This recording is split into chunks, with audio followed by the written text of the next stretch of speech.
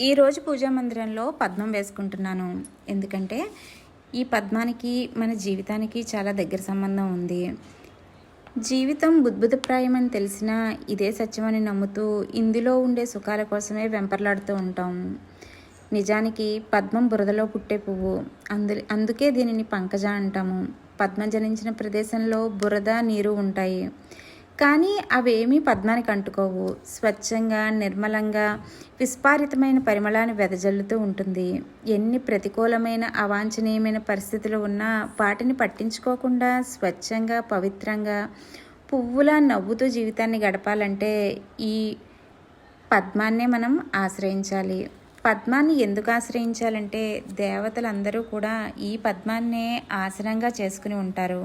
విష్ణుమూర్తి చేతిలో హస్తభూషణంగా పద్మం ఉంటుంది. ఆయన నాభిలో కమలం ఉంటుంది. ఆ కమలాన్ని ఆసనంగా చేసుకుని బ్రహ్మగారు సృష్టి రచన నిర్వహిస్తూ ఉంటారు. ఇక భగవాన్ని శ్రీచరణాలే పాదపద్మాలుగా వ్యవహరిస్తాము. స్వామి పాదాలే పద్మపుష్పాలు. పద్మప్రియే పద్మిని పద్మహస్తే పద్మాలయే పద్మదయాళతాక్షి అని శ్రీ సూక్తంలో అమ్మవారిని మనం పూజిస్తూ ఉంటాము. అమ్మవారు కమలాసీనురాలు. ఆమె ఆవాసం పద్మం. పాలసముద్రాన్ని మదించే సమయంలో లక్ష్మీదేవి ఆవిష్కారమైనప్పుడు ఆమె 2 చేతుల్లో పద్మాలు ఉన్నాయంటారు. ఏ పని చేసినా సరే దాన్ని పరబ్రహ్మకే సమర్పణ చేయాలి. ఆ పని పట్ల ఎలాంటి అనుబంధం, అనురాగం లేకుండా చూసుకోవాలి.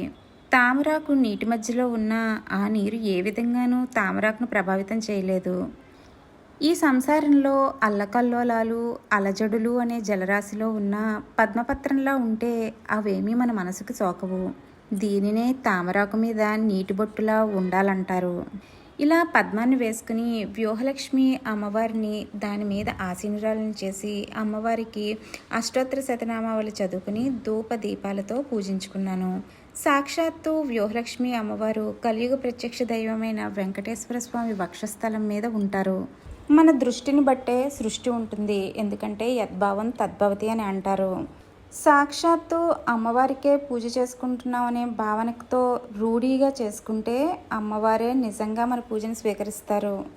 అందులో సందేహమే లేదు. జ్యోతిష్య శాస్త్రం ప్రకారం లక్ష్మీ స్వరూపాలు 16.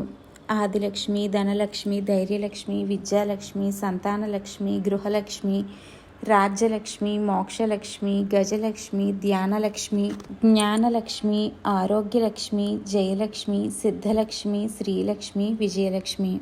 అమ్మవారి యొక్క ఈ 16 స్వరూపాలని మనసులో ధ్యానం చేస్తూ మంగళ నీరాజనాలు ఇచ్చుకున్నాను.